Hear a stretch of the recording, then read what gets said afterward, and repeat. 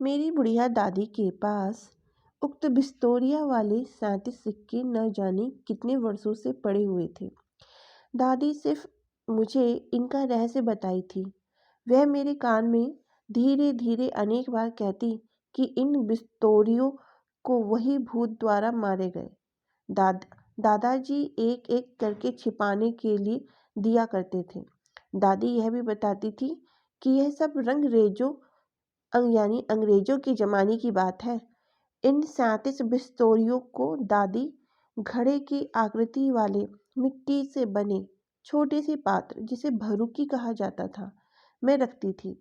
इस भरुकी को बहुत दिनों तक घर के कोने में गड्ढा खोद कर छिपाई थी।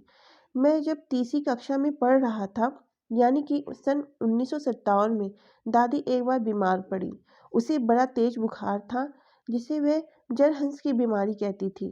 वे एक खुरपी लेकर जमीन खोदने लगी और मुझसे दरवाजे पर खड़ा करके बाहर से किसी के आने के बारे में तुरंत बताने को कहा, ताकि खुदाई को कोई ना देख सके।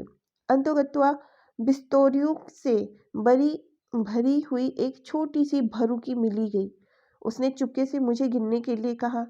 उसने फटे पुराने कपड़ों से हाथ से सिलकर बनाए गए बिस्तर, जिसे लेवा कहा जाता है, पर उन बिस्तौरियों को एक एक जगह रख दिया और वह मुझे एक एक करके देती और मैं गिनता रहा। वह तुरंत अगली संख्या आने से पहले हर सिक्के को मेरे हाथ से लेकर उस भरुकी में इतने धीरे से रखती ताकि उससे खनक की आवाज़ ना आने पाए।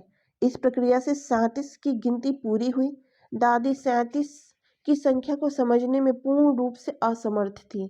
उसे बड़ी देर तक कुछ भी समझ में नहीं आया। बिल्कुल हैरान थी वो।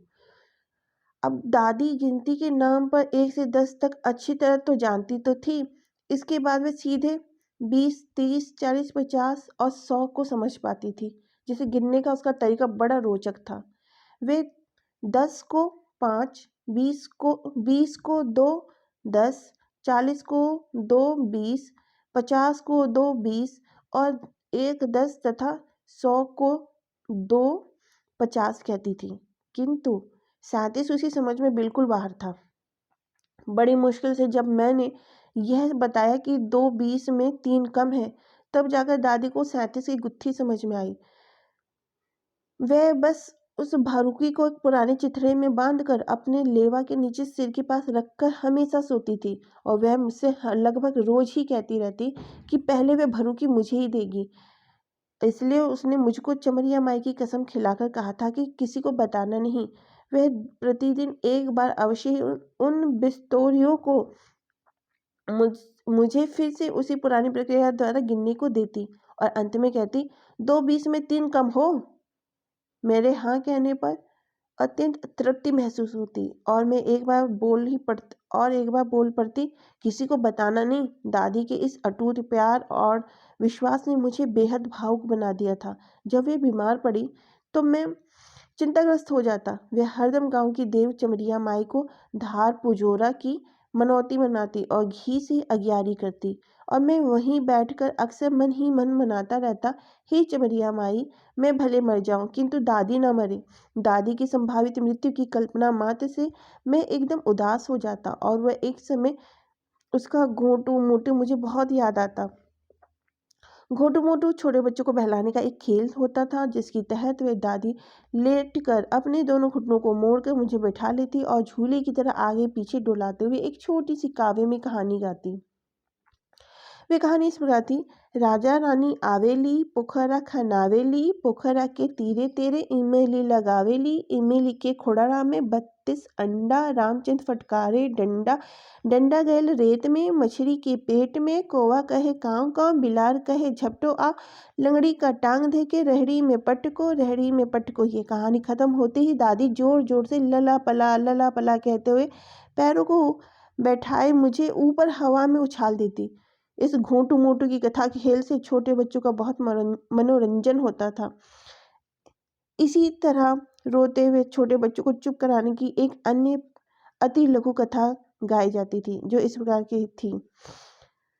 कड़ा कड़ा कौवा नेपाल का बेटुआ, नेपाल गईले दिल्ली उठा ढीली उठाई के लियोले पिल्ली खेलावा ओ कौवा, खेलावा हो कौवा। दादी इसे भी मुझे सुनाया करती। उसने ऐसा ही एक बार खेल में मुझे सिखाया था, जिसे अक्का बक्का कहते थे। इस खेल में 2 या 2 से ज़्यादा बच्चे गोलाकार रूप में बैठते और अपने दोनों हाथों से सभी उंगलियों को नीचे की तरफ खड़ा करके जमीन पर रख देते। कोई भी बच्चा अपनी मुट्ठी बांध कर अब सिर्फ तर्जनी उंगली को अन्य बच्चों की हथेली में उल्टे भाग पर लघु कथा के हर शब्द गाने के बाद छूटता जाता, और जिसे ऊपर और कथा का अंतिम शब्द समाप्त होता, उसे उसी क्रम में वही कथा दोहरानी पड़ती थी। यह कथा इस प्रकार थी: अक्का बक्का 3 चलक्का, लौवा लाची चना काठी, चन्ना में कावा, मकई के लावा, आवा हो बिलार हमरे घरवा में गावा। इन खेलों के अलावा दादी की एक आदत मुझे बहुत गहराई से याद आती थी। वह आदत थी अमरूद और मिठाई जैसी चीज़ों को जब भी घर में आती, दादी उनके कुछ हिस्सों को ताखा में छिपा देती और बाद में मुझे खिलाती। इसी तरह जाड़े के दिनों में कौड़ा तापते हुए आलू और ताज़ा मटर छिम्मी भुना करती थी।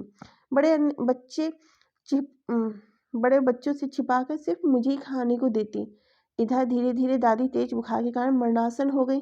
घर में लोग विचार करने लगे कि कफन आदि की तैयारी करनी चाहिए। इसी बीच गांव में एक हिंगुहारा आया, और यानी कि हींग बेचने वाला।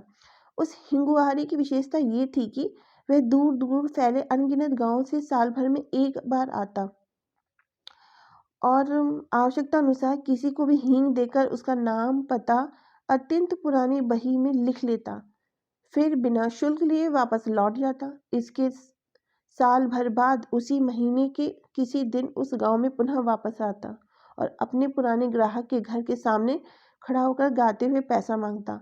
पैसा मांगने का यह तरीका बड़ा आकर्षक होता था। मान लीजिए कि वह जगलू नामक ग्राहक को साल भर पहले हींग देकर गया था, तो उसके घर के सामने इस तरह गाता है: हे जगलू के माई, काम धाम बंद करा, हींग का पैसा खड़ा करा।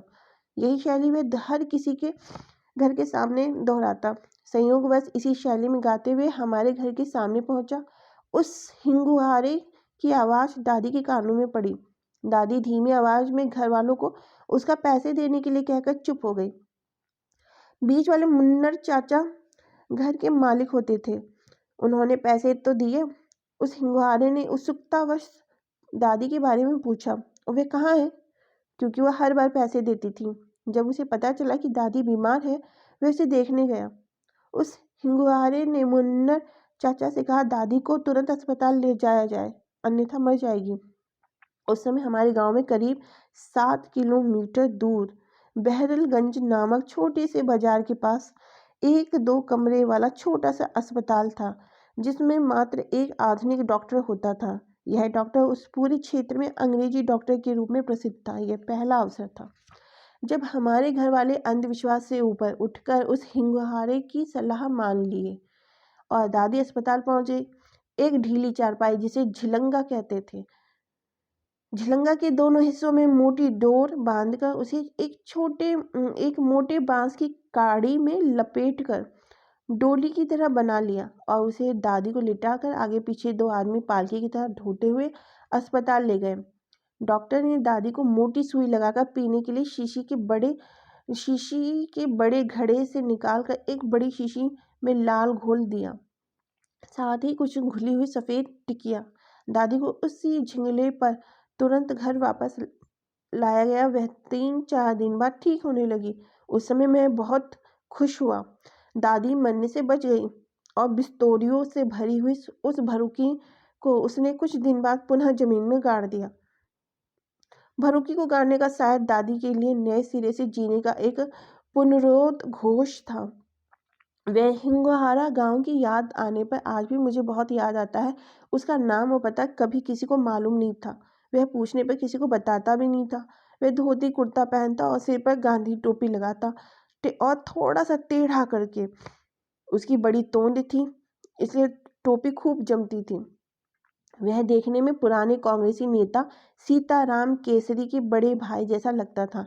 गांव के बच्चे पूरे साल शाम के समय किसी के घर के सामने उसी हिंगवारे के गाने वाले लहजे में हिंग का पैसा खड़ा करा गाकर भागते और खूब मनोरंजन करते थे। साल में जब भी एक बार वह गांव में आता, दर्जनों बच्चे उसके साथ होकर घर घर जाते और हिंग का पैसा खरा खरा गाते सुनकर अति प्रसन्न होते। वह हाथ से सिली हुई एक छोटी बोरी नुमा टांगने वाली ढोकरी कंधे पर लटकाए रहता। उसी में वह हिंग और कुछ पुड़िया बांधने वाला कागज रखता था। वसूले गए पैसे को वह उसी ढोकरी में रखता था। उसकी यही जादुई ढोकरी ठीक वैसे ही होती कि जैसे कि सारंगी बजाकर भजन गाते गांव गांव भीख मांगने वाले गेरुआधारी जोगियों की। ऐसा ही एक जोगी हमारे गांव में साल भर में सिर्फ एक बार आता था।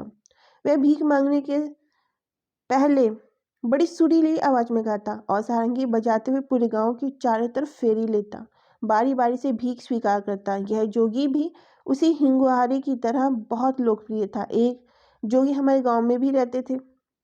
जाति से वे नोनिया थे। वे गेरुआधारी नहीं थे और ना ही भीख मांगते थे।